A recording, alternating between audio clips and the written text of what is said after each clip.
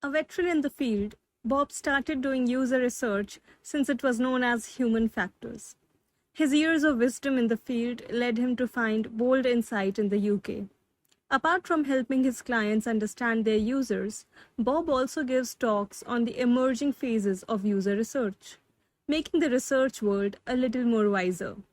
This is India's first user and UX research podcast, Core User to UX, and I am your host, Sweekriti. Hi, Bob. Welcome to the show. It is great to have you here. And someone like you who has seen user research change so drastically and adapt to it and survive till now. I mean, that's tremendously honorable. So, thank you so much for agreeing to come to my show. This is amazing. It's my pleasure. Thank you for inviting me. Awesome. So, as I said, that you have seen a lot of user research change and then evolve.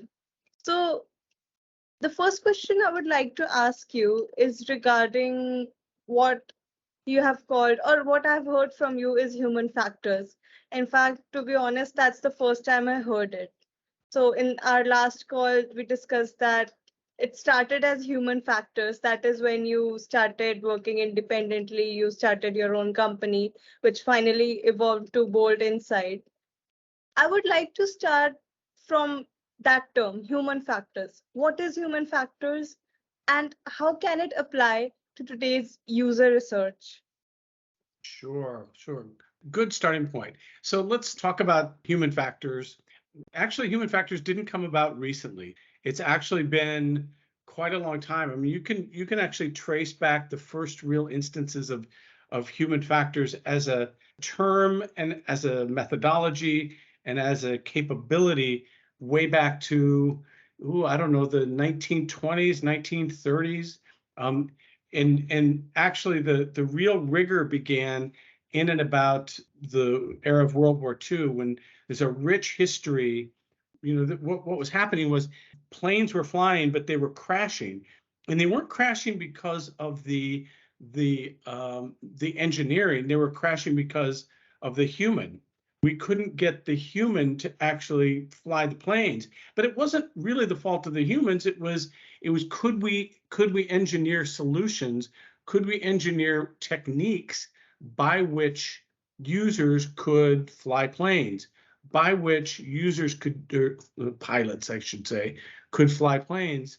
And it led us to the era of, well, maybe if we place certain controls here and certain indicators here, we can reduce the accident rate. We can reduce the error rate, because it was design induced error.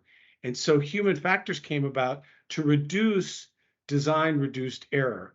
So it was really preceded the internet. There's a rich history in aviation, like I said, but also within power generation, within telecommunications.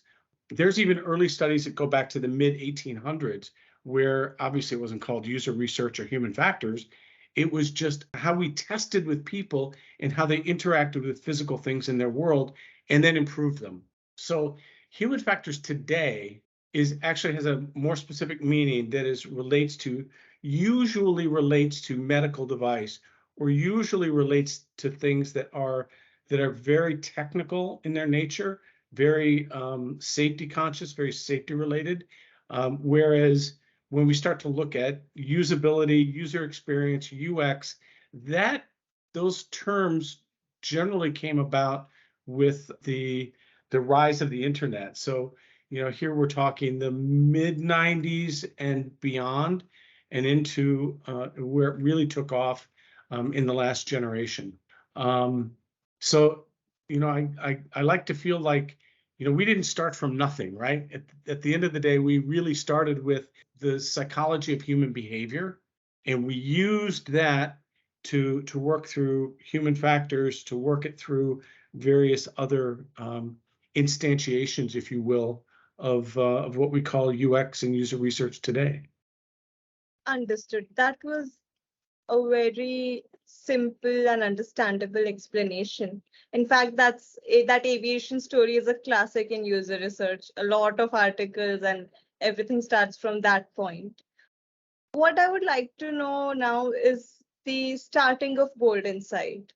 And since you're someone who has worked within this ambit of human factors, and what I'm trying to say here is that you have worked with the physical or the analog world, for lack of a better word.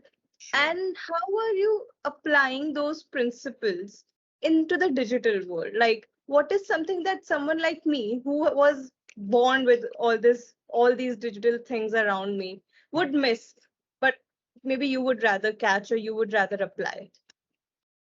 Yeah, I think it's kind of short-sighted in many ways to just think of user experience and UX as a digital phenomenon, right? Because realistically, the DNA, the bottom line goes back to how people interact with the world. If you've read Don Norman, if you've read anything that Don Norman has written, you get that sense. Like in our office today, we're having thermostat wars because some people think it's too cold, other people think it's too warm. Well, actually, what you find out is the thermostat behaves in a certain way. And if you keep manipulating it because you have a poor mental model of how that works, it doesn't work the way it's supposed to work. So digital is a small part of it. I won't say a small part of it. It's a large part of what people practice today. The reality is we as humans haven't changed in 10,000 years in terms of what we can do, what we can see, how we behave, and our fundamental makeup, right? We perceive, we see, we think, we do. But this is, it's only because we interact with digital products most of the time that we kind of think that that's where the lines are. The reality is it's everywhere. Do you see a sign that you don't understand? Do you look at a fire escape plan and wonder, if I had 20 seconds to figure out how to get out of this building, could I get out of here?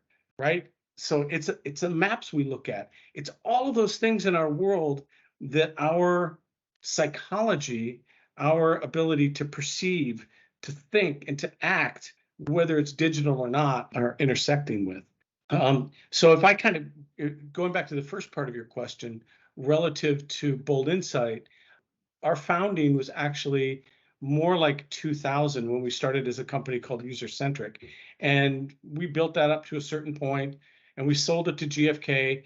And then after about 5.5 years, we said, no, we didn't want to do that anymore. And we founded Bold Insight. So the stretch of that time we've seen, so that's been, more than 20 years. And if I go back and I look at some of the things that we were interested in back in 2000, we actually, when we were screening people, we had to ask them if they knew what a mouse was. We have to ask them if they knew how to use a mouse. There were no mobile phones. That wasn't even a thing until probably 2007. So we saw a lot, and things have changed, and they're changing every day. So what's exciting, but it really does alter how we work in this world. Yeah, so that's kind of a long answer to your question, but when we think about it, we worry about how people interact with stuff, and that stuff can be digital, it can be physical, it can be just about anything. So, what I'm getting a sense here is that being just oriented towards digital as a user researcher can limit our capabilities in a really bad way, because the DNA doesn't care if it's digital or analog. It really doesn't care, the DNA of user research. It just cares with users and interactions. You as a human, how do can you understand your microwave oven? Can you understand how to use your washer and dryer? Just the icons on some things, like on my microwave or on my stove, I think I can understand one icon and there's probably 12. Well, whose fault is that? Maybe I could put in a little bit more time, but I think design is a function of expressing the functionality of what a device is in a way that users can use it. And if that's a physical object or a digital object, it doesn't really matter. It cuts across all those things in our world that we interact with. Hmm, understood.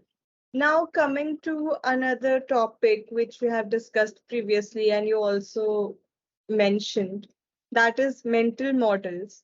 And I would like you to share the Telegram story that you shared with me of a woman who came to use Telegram. I'll not complete it.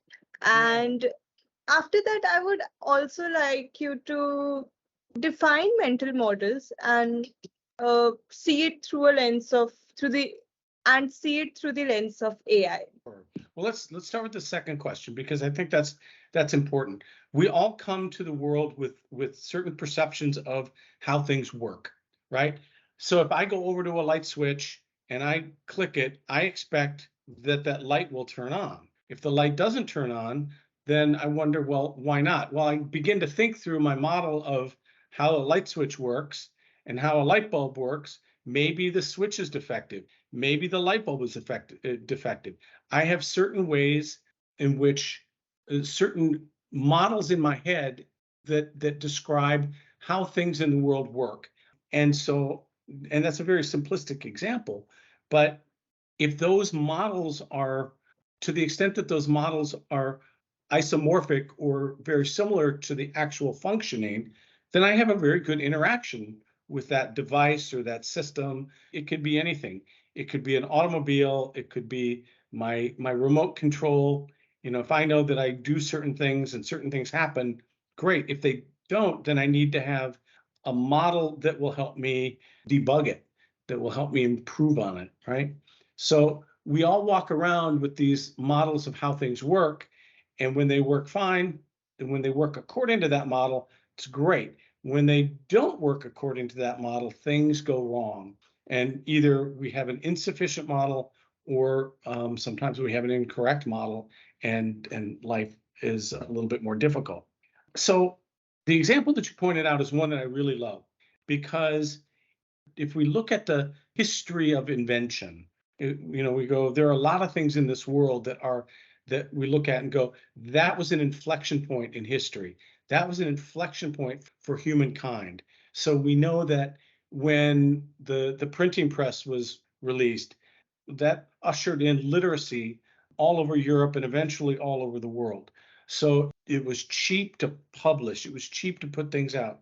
When we look at things like capturing electricity, that allowed us to do a phenomenal number of things. But when you begin to look at the modern day things like AI, and you start to go back and look at various analogs to that, analogies to that, there are very few that are similar to generative AI.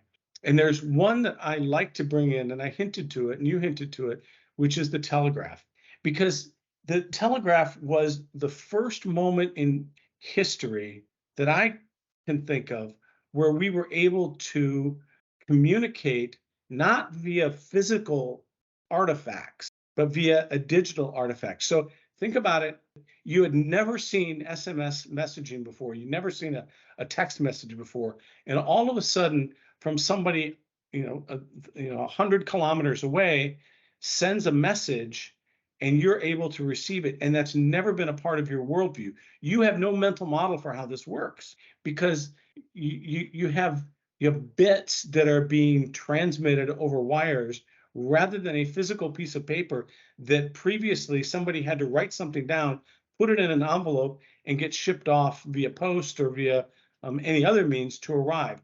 So this was a profound change in the way people saw the world. They could transmit messages long distance almost instantaneously. And so in that way, it began to mess with people's heads. So a couple of really great examples here, and this comes from a great book called The Victorian Internet, and where the author Tom Standage says he points to two examples. One, there's a woman whose son is at a battlefront, and she runs into the telegraph office with a bowl of sauerkraut, and she goes, "Here, take this and send it to my son."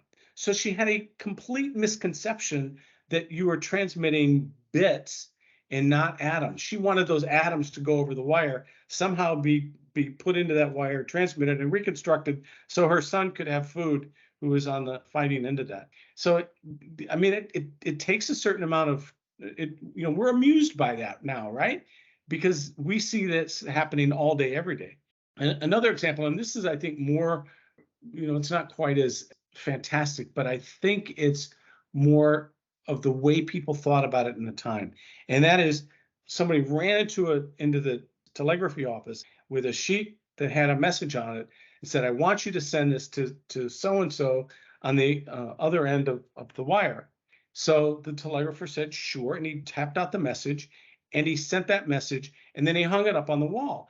And the person who came into the office said, wait, no, you didn't send it. It's up there on the wall. Still not differentiating the difference between atoms, which was the paper, and bits, which was the message that went out. So we have, and now if we come into modern day times, it's not quite a perfect analogy, but it is something that's similar, that we are working with a technology that is in generative AI that is kind of scrambling our brains in a similar way, right? It's making us go, wait a minute, how does this thing, if I just type in a regular sentence, come back and tell me something that is seemingly really intelligent and spot on, right? So we're not quite at the point of being able to wrap our heads around this current technology that we have.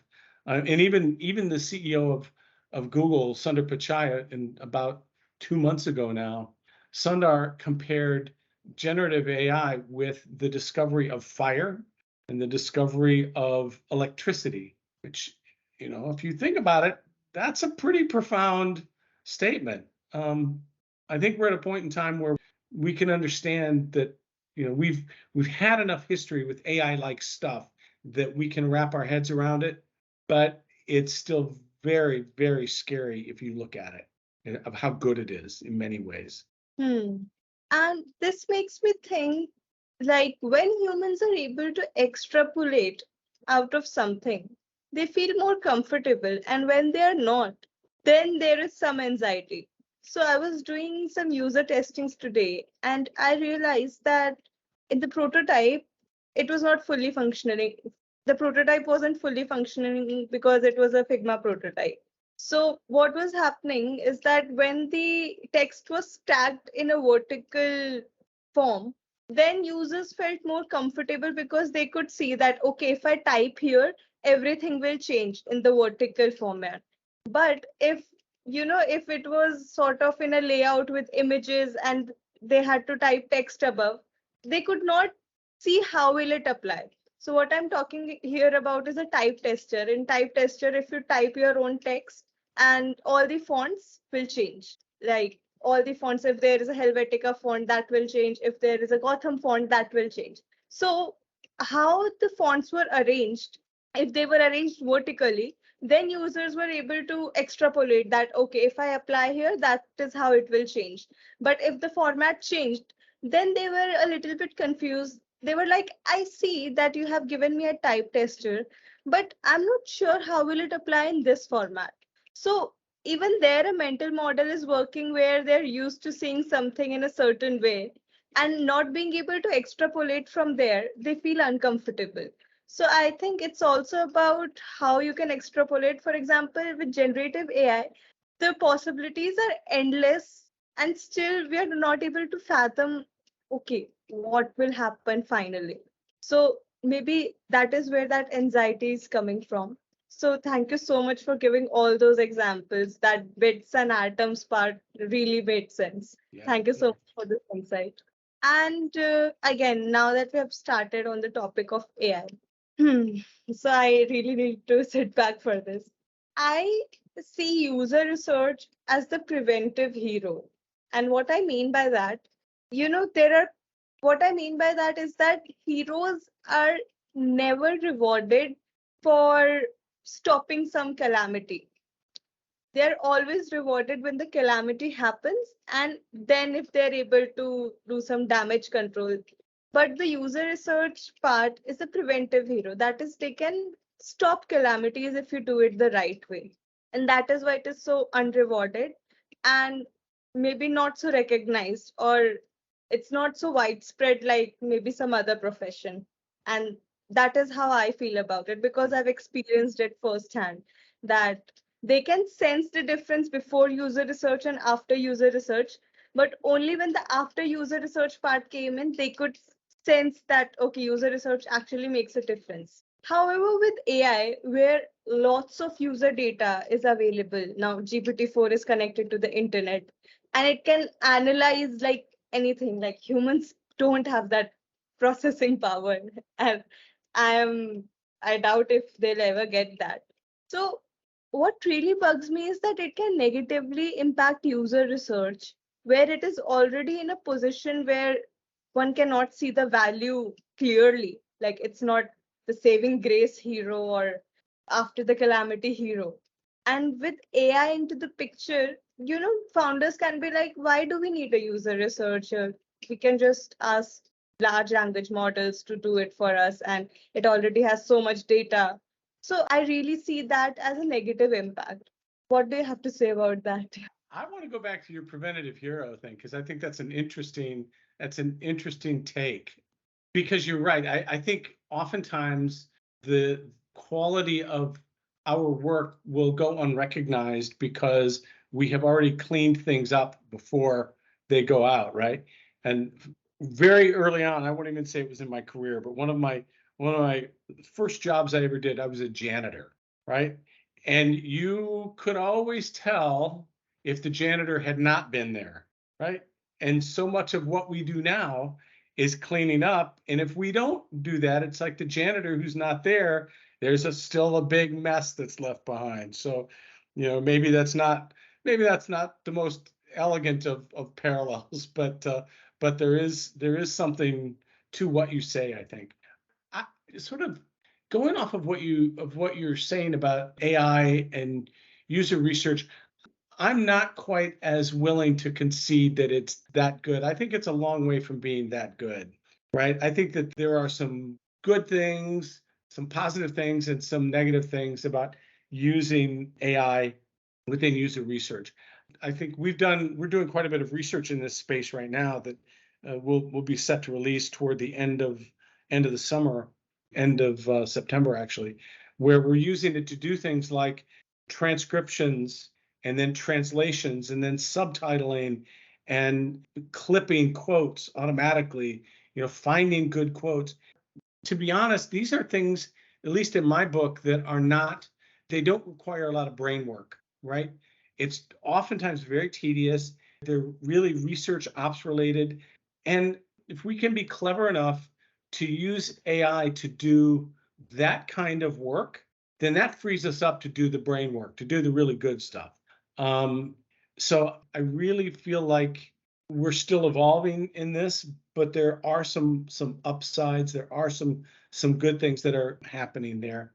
On the downside, and this is where I think in my opinion, there are too many people getting too excited too quickly about this.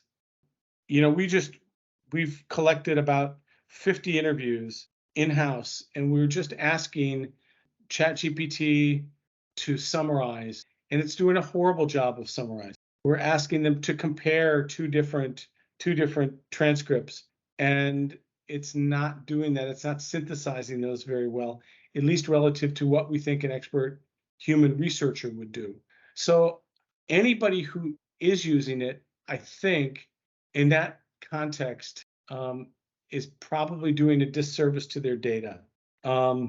What the AI does not have, and the researcher should have, is that context, right? Why was the research done? Yeah, you can set a context, but you can't give the richness of what the researcher has. You can't give it the richness of the preconditions, why the research is being done, what the expected outcomes are, what's a positive outcome, what's a negative outcome. There's so many different variables that go into what makes a successful set of findings that I just don't see this happening anytime soon.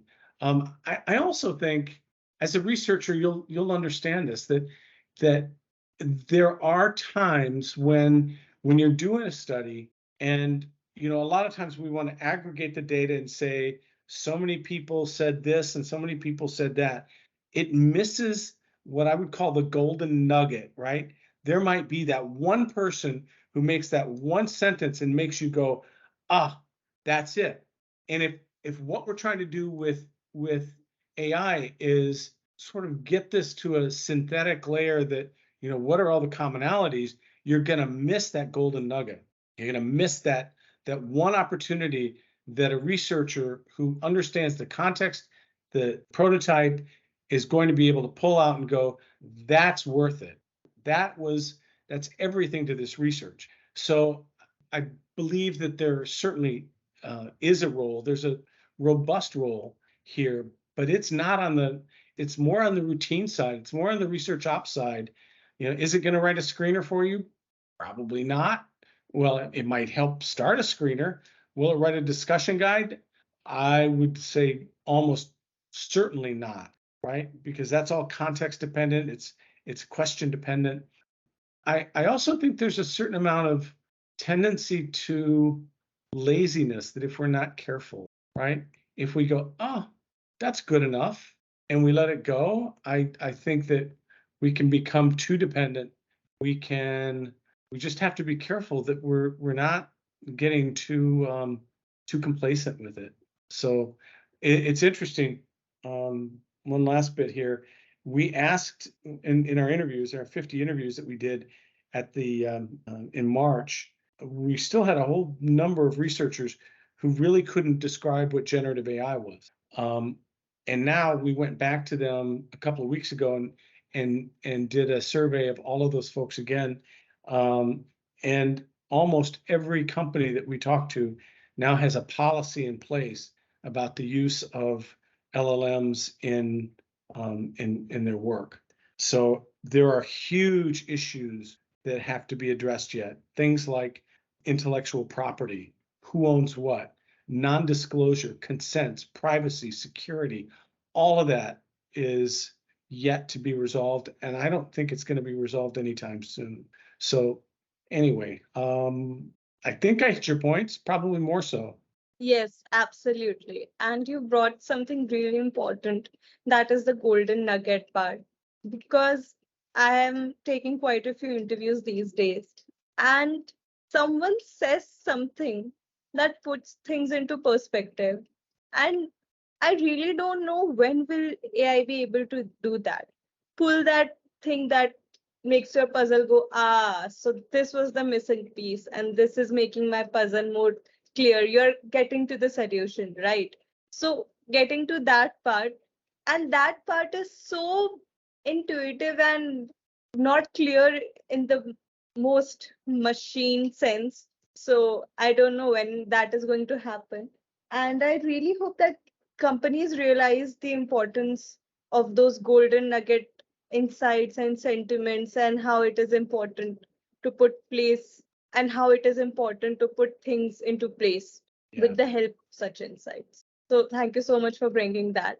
And now coming to the positives of AI. So one thing which many people maybe know about but are not acknowledging is that we already had natural language processing systems which were similar to AI only. So what you could do is that you could put loads of data and they could cluster data, and there were whole sets of things that NLPs can do. And now with AI, I think it's like NLPs only, but now they have become more popular. So there are already tools to help you analyze qualitative data.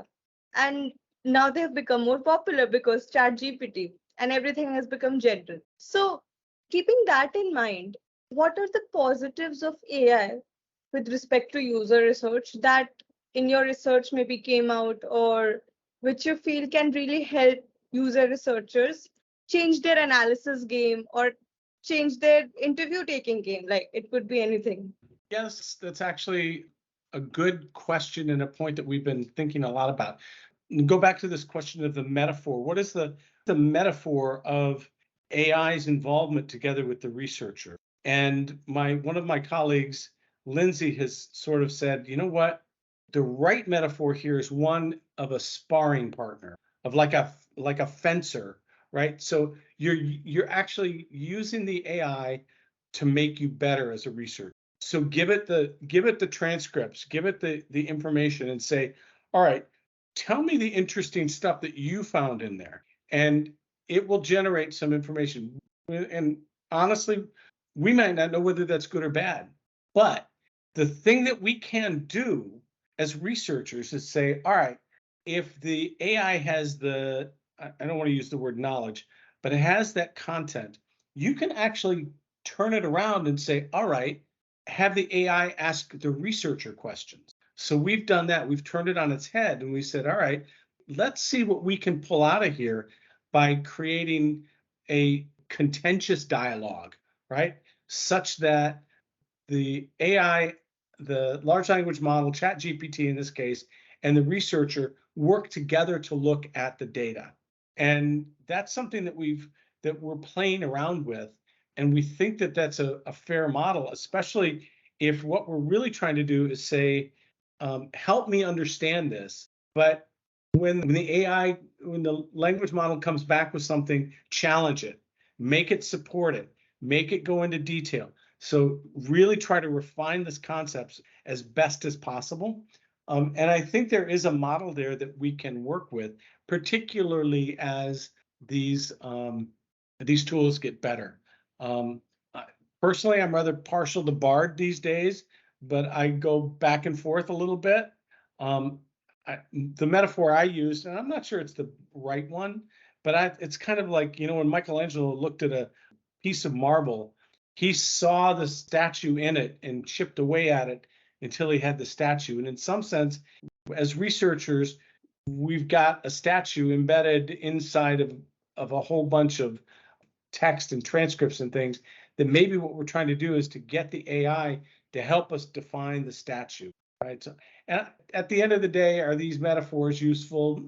I don't know, but we need to have ways that we think about interaction, and then we can push it around a little. And that's kind of what we're trying to do. That's a really interesting take, because what I feel is that it is adding another angle to your triangulation.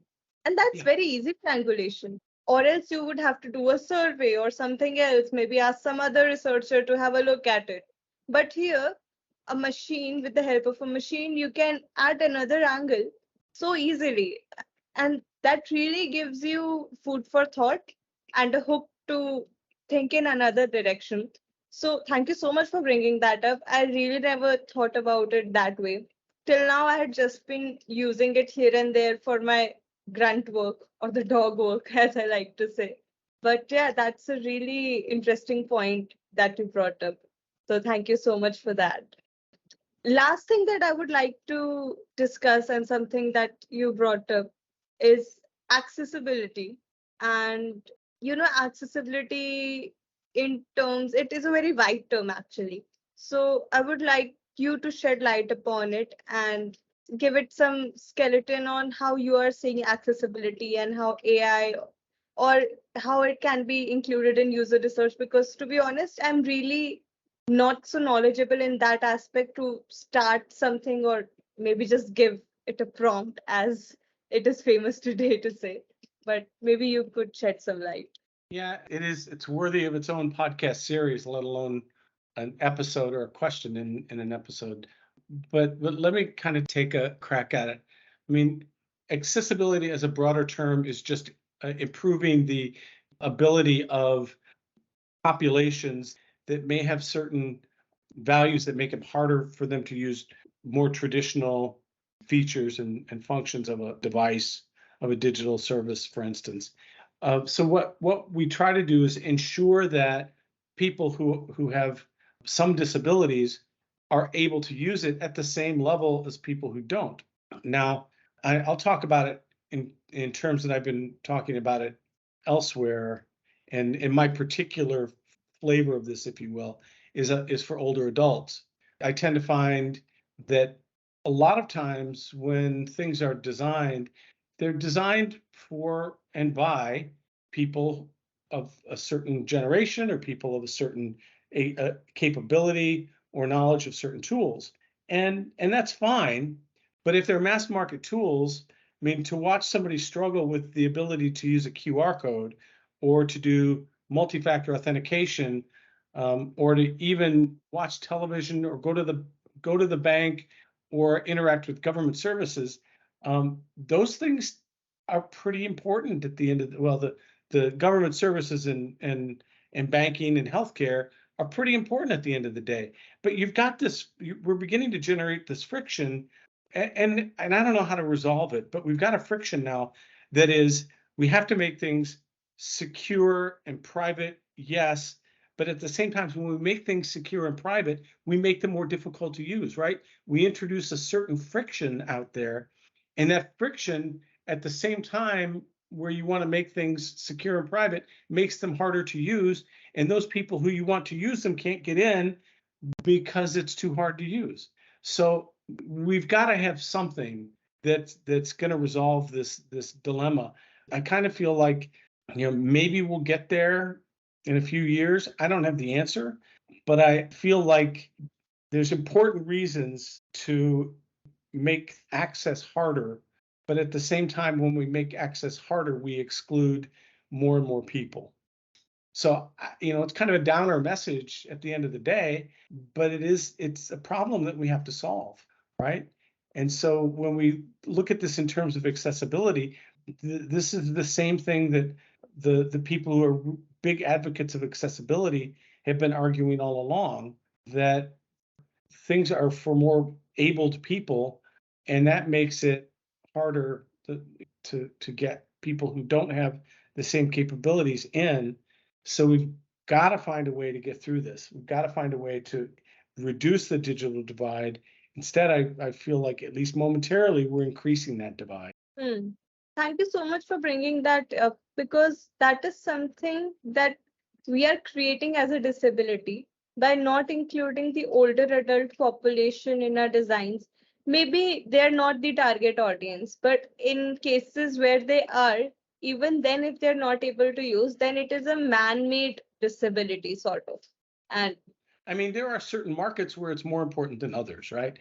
In Europe and the US, the populations are getting older. In Japan, the populations are getting older. Even in China, in Africa and India, the populations are younger still. But in terms of the population, and what kills me from a marketing standpoint is, if I'm a marketer and my market is Western Europe, why am I not trying to get older adults who have the money to spend? Why am I not bringing them more into the research fold, so that to make whatever product more available to older adults? absolutely. That's a really interesting point you brought up. Thank you so much, Bob, for all the insights you gave. And this has been a really interesting conversation, from telegraph to AI to accessibility for older adults. So, this has been a roller coaster episode. Thank you so much for all your insights. And I hope even you learned something new, because I definitely did. I did. Thank you so much. I appreciate the opportunity. Thank you. Have a great day. You too. Take care. Bye-bye.